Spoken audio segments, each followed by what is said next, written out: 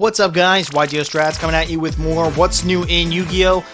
Some real big stuff coming out, mostly about Cosmos and Breakers of Shadow, but a few quick things I'll get out of the way as fast as I can.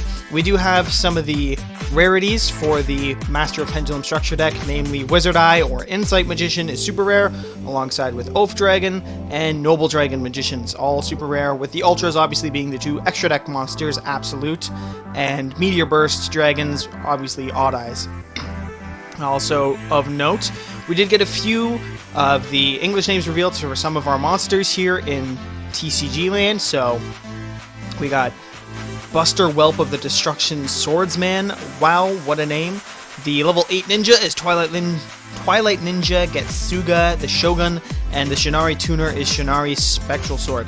And the main reason I'm mentioning these is it looks like you've got why am I blanking on this? The Shinari card is Ultra, Buster Blader is Ultra, and that could be Secret or Silver Print. I can't tell from the quality of this image here, but kind of hoping Silver Print just because I don't want to have to pay for it, but you know, all that fun stuff.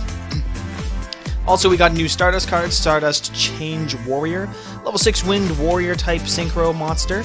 It is 2000 attack and 1300 defense, generic 1 tuner and 1 or more non-tuners. You can only use the first effect once per turn, and that is when it is synchro summoned, you can draw 1 card, and this card can attack all special summon monsters your opponent controls once each. Little lackluster, in all honesty. It'd be great in probably a combo chain wherein you just go into a level 6 so as to draw a card, and then, you know, sync up again into a level 8 or something like that. Maybe it'll make Goyo King a little more live for some players, but I don't think you're going to be using this card to attack with it. It'll be summoned, get its draw effect, which is great, obviously, especially with Formula Synchron on the field. Or sorry, not Formula Synchron, Hyper Librarian on the field, because you'll draw 2 from it. So it'll help in a combo piece, but the card as something to stay on the field, not really anything of note. The real reason we're here, though, we have new Cosmo cards, and I did take a peek at them. And I guess, actually, yeah, let's go over this first. We have Pendulum, or Perform a Pal, Pendulum Sorcerer, confirmed in the TCG. It looks like it is going to be coming out in Bosch. These are not official leaks, so there's potential that it's fake, but it's a pretty damn convincing fake if it is, because it's, you know, they look exactly like you'd think they'd look, especially Pendulum Sorcerer here. The thing about Pendulum Sorcerer, though, is that it does have one difference in its TCG text. And in the TCG it says, when it's special summon, you can pop 2 cards and then add cards, Perform Pal cards from your deck to your hand up to the number of monsters destroyed by this effect. And that's important because the main play a lot of people like to do with this card is you summon it, you pop your 2 scales and search 2 and then reset the board in terms of your scales. So if it only counts monsters, as in monsters on board, then that's going to be a very nerfed effect because resetting the scales is obviously so important. Now, this might not be the case. They might have just worded it monsters, and then, you know, once you pop the scale and it's destroyed, a monster face up in the extra deck is still a monster, so it won't matter. It's just a bit of a weird wording on the TCG version. But if it is the case that it has to destroy a monster and not a copy, or not a pendulum scale, then it will be significantly nerfed, especially to what it is in the OCG, and coupled with Eridane, the Absolver, the Fairy, Pendulum, Counter Trap Searcher. So that's interesting, but it looks like we are getting this guy in the Breakers of Shadow set, so if Bankers of Shadow is what I'm going to call it from now on, because holy crap, this is going to have all the money cards. It looks like it's Ultimate Rare, which means it's probably going to be Ulti Ultra, which is, I don't know, $40, $50 maybe if we're lucky. It's going to be pricey. And then we got a bunch of the new Cosmo support, third wave.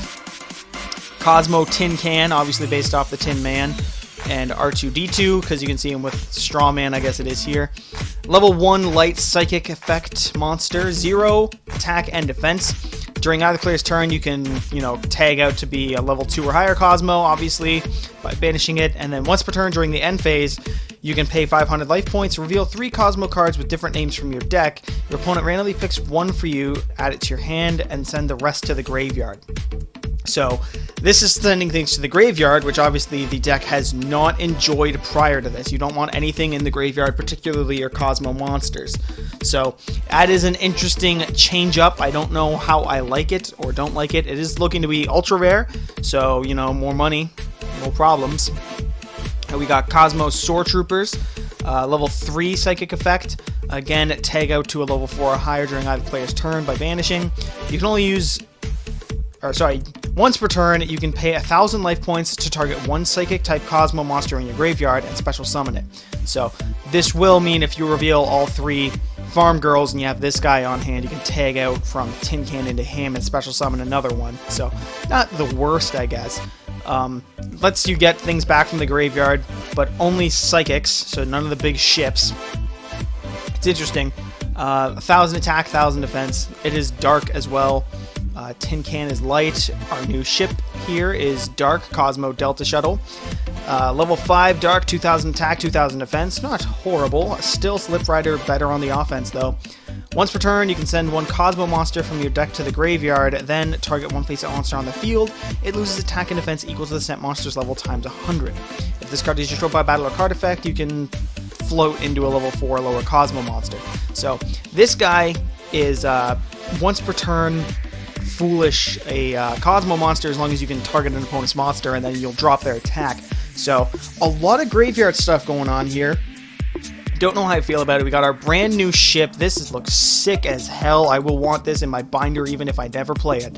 It is Cosmo Dark Eclipser, level 9, 3,000 attack, 2,600 defense. Cannot be targeted by an opponent's card effects at all, as per usual with the big ships. During either player's turn, when a trap card is activated, you can banish one Cosmo monster from your graveyard, negate the activation, and if you do, destroy that card. If this card is destroyed by battle or card effect and sent to the graveyard, you can banish this card from your graveyard, add one level 8 or lower Cosmo monster from your deck to your hand.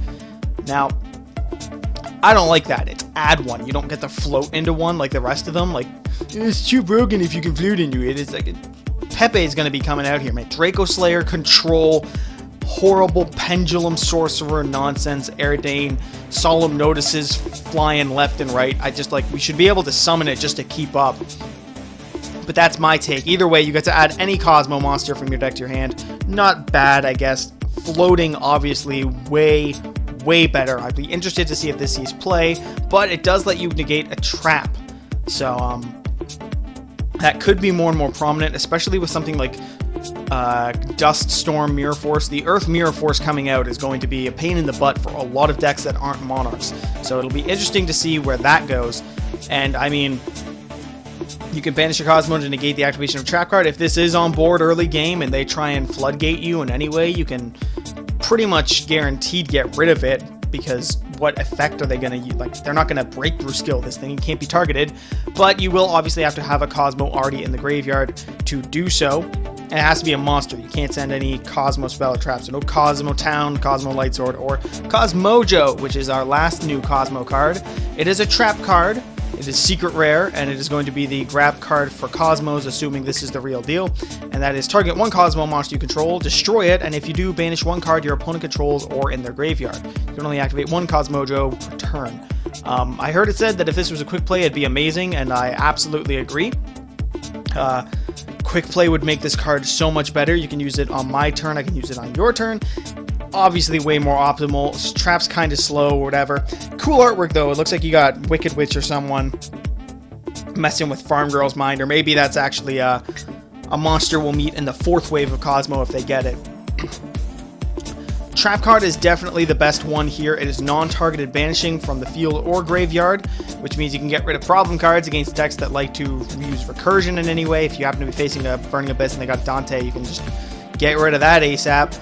Or, you know, more realistically, you can banish one of the scales, and if you've destroyed anything that isn't Eclipser and is a big ship, you can probably go into Slip Rider and pop another scale. So you can get rid of 2 scales here with 1 card, which is nice by summoning Slip Rider, but man, I wish it was a quick play. It's interesting.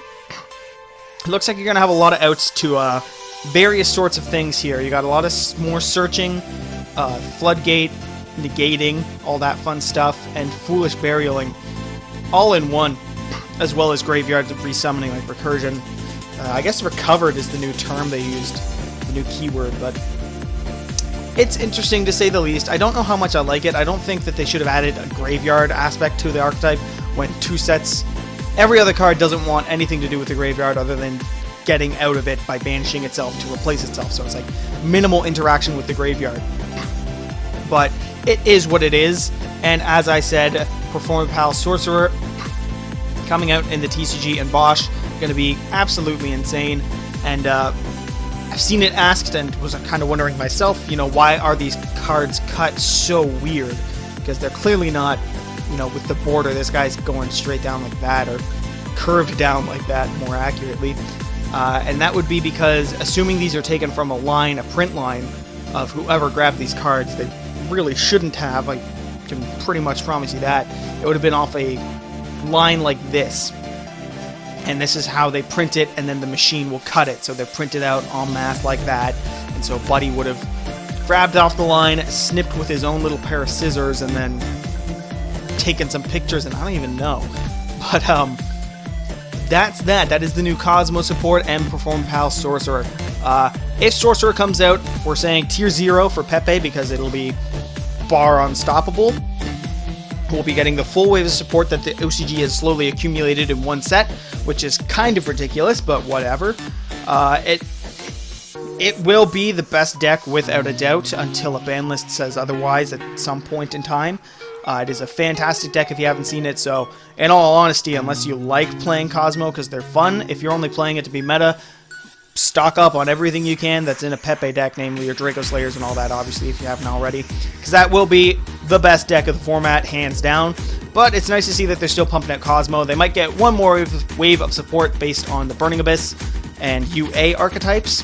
They got 4 in a row, so it's not unrealistic to say that we'll get 4 Cosmo, but until then, that's pretty much all there is. Go ahead, leave a comment, tell me what you think about all the new Cosmo support, and in particular the graveyard play style that they seem to be getting, and if you are prepared for Pepe to destroy all your hopes and dreams.